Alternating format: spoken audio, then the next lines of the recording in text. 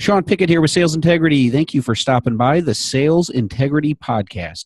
Today we continue our discussion on the topic of prospecting on purpose.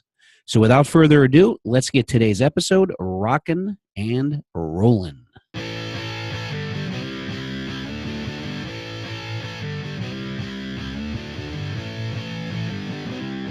Welcome back to the Sales Integrity Podcast. I'm Sean Pickett. I am the founder and CEO of Sales Integrity and your host for the Sales Integrity Podcast. Today we continue on with our Prospecting on Purpose series. We're focusing specifically on prospecting by the numbers, where I'm sharing some recent research that was conducted in the marketplace that's timely and relevant, and then talking about how that affects your ability to prospect on purpose and what you should do about it, more importantly, to take advantage of this research. So today, our main topic is nurturing your prospects. And what I mean by that, you've probably heard of nurture marketing in the past, but you got to understand that not everybody is going to be ready to buy right now. Right. And so you're going to reach out to a lot of prospects. You're going to do that in a purpose-driven approach through using various methods that we've been discussing on the past Prospecting on Purpose series here. And not everybody's going to be ready when you reach out to them. Not everybody's going to be ready to raise their hand and even respond to you when you're reaching out to them. So it's up to you to nurture them through that process. So when they are ready to buy, you've already influenced and persuaded in a positive manner. You've been providing the research that they're conducting on their end before they raise their hands. We've talked about the research in the past.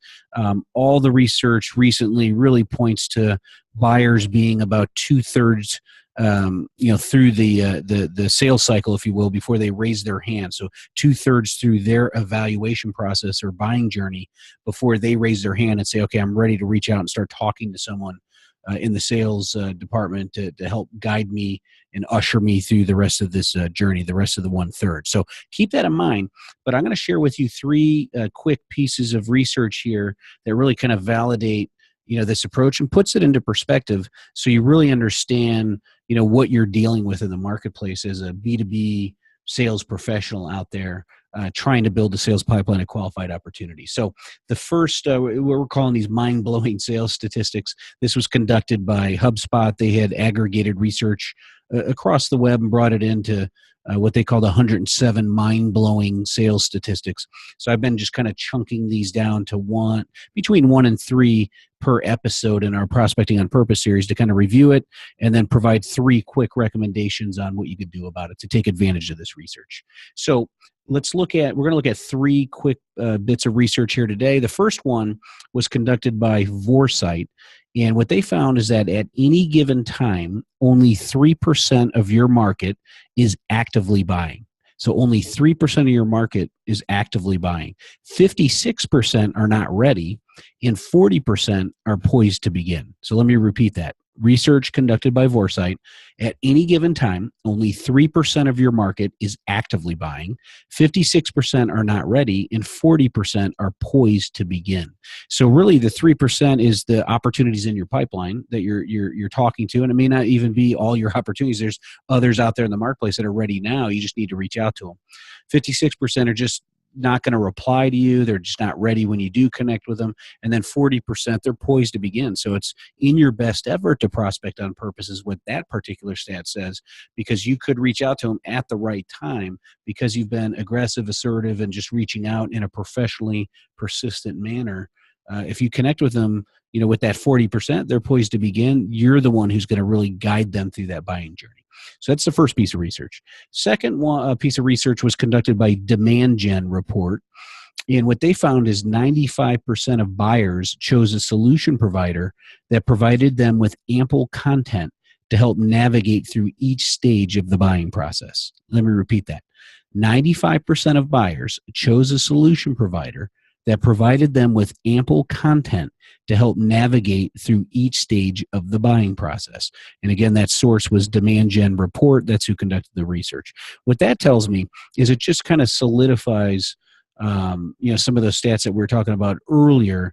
And we've talked about this on previous episodes as well, that people say buyers are smarter today. Well, they're just more informed than they were because of the internet, and they could do all that research online before they even reach out and raise their hand to connect with a sales professional to guide it home. Because of that, they're going to be more informed, and they're not at a disadvantage, with the salesperson having all the info and they don't have any of it. So it's kind of an equal playing field there, if you will. So given that, as a sales professional and as an organization selling in a B2B environment specifically, you have the ability to help nurture them along that process before they even reach out to you by providing valuable content. I call them tangible value assets. So creating an arsenal of tangible value assets, that's information that they'll consume.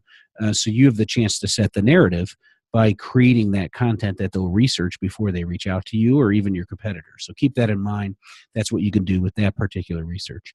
And then the last bit of research here that we'll talk about here today, before I give you 3 quick recommendations on what to do about it, was conducted by Forrester. And Forrester found that 82% of buyers viewed at least 5 pieces of content from the winning vendor. So let me repeat that.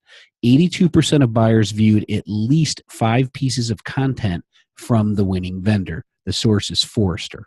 So, if you look at that, that's an overwhelmingly huge percentage of buyers, and that gives you a good enough sample size to say, I better create some content that's valuable that, my prospective clients, my prospective customers, prospects, target audience, whatever you want to call it, that they have a chance to evaluate, so I could start setting the tone, setting the narrative early on and be part of that process. You just tip the scales in your favor when you have that much content you're putting out there, because they can research and really start to understand your point of view, and you're helping guide them through that process. So just keep that in mind. Wanted to bring up those 3 pieces of research here because it's very relevant for today. So what I'm going to do now is I'm going to give you just 3 quick recommendations on what to do about that research that I just shared with you. Recommendation or tip number 1, become systematic in the way you prospect. So what I mean by that is design a multi-step nurture marketing process, right? A prospect nurturing process, if you will, that puts timely, relevant, and valuable content in front of your target market prospects consistently over a long duration of time. And this will help you take advantage of the research you're now aware of in terms of market readiness. They're not ready yet. We talked a little bit about that, right? So you've got 56% are not ready. It's over half, and 40% are just ready to begin. That's a huge amount, 96% of the market there. That you have a chance to influence and persuade in a positive manner towards your point of view. You can only do that if you've become systematic in the way you prospect, created enough content, a multi-step nurture marketing process to guide them through that at their pace, and then ultimately you've educated them enough through your content. They started to connect with you and feel like they're more informed based on your education process. That's just going to put you in a better position to win more business. So that's my first tip. Second tip, your systematic approach should take into account the various methods of how people consume content. So again, the first tip was become systematic in the way you prospect. The second tip builds upon that, which says your systematic approach that you've now created should take into account the various methods of how people consume content. So identify and research your target audience and hone in on your ideal client profile or the persona of who you ultimately wish to connect with, right? So start to figure out these individuals and then factor in the various methods of learning, which are visual, auditory, and kinesthetic, better known as look, hear, and touch. So create content that fits into each method. So for instance, lots of studies show that I think it's somewhere around 67% of the population are more visual than anything. So they like to look and see information. That's how they consume it. So it's in your best interest to at least create some videos, set up a free YouTube account. You just sign up for Gmail and you get a YouTube account with that, and that's all free. So you could set that up. You could use a tool like Zoom. So if you go to zoom.us, Zoom is an audio video chat platform. It's free. So you could sign that up and you can record videos of yourself and then upload that to your free YouTube account. It doesn't have to be anything real fancy, but really you talking about your point of view around your niche topic. You start to get that out there, and I've talked about this in a previous episode. The number 1 search engine in the world is Google. The number 2 search engine is YouTube, which is owned by Google. So when people search on Google for any pieces of content that has to do with your niche, the first thing Google's going to display is relevant videos right at the top before they have any text-based content. So keep that in mind, that it's in your best interest to create some short videos, 2, 3 minute, maybe 5 minute videos, where you could share your point of view out there. And really take advantage of the fact that 67% of the world really consumes that content visually. But there's other methods that you could leverage. So auditory, people that like to hear, podcasts are great. You're listening to a podcast right now. So podcasts are good. They're on the go. People can listen to them during workouts and in the car and walks and stuff like that. So podcast, is a good thing to do as well. You can create some audios that way.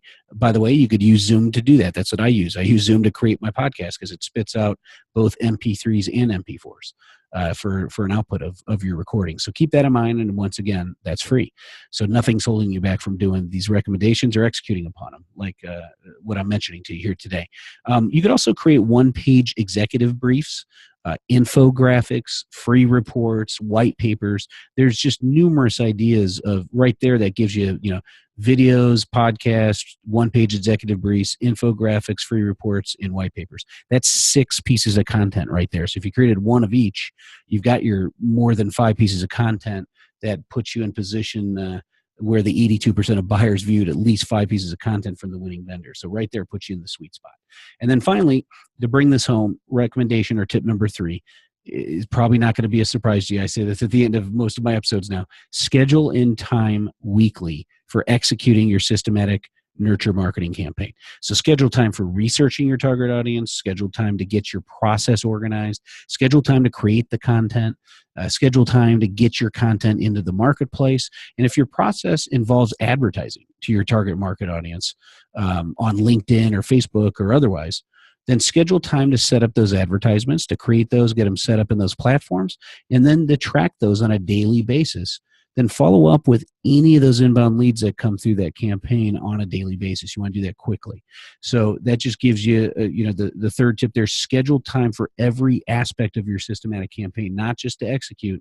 Schedule that time in so you know what you're dealing with in terms of time commitment for even creating your campaign, creating the content, researching the target audience. That's what it takes to set up and execute and manage an ongoing systematic nurture marketing campaign. So that'll do it for today. Hopefully you got some value out of this, when we're talking about nurturing your prospects. But it's time to get out there in the marketplace and start making that happen. And in the meantime, we're going to end this episode with a few quick reminders.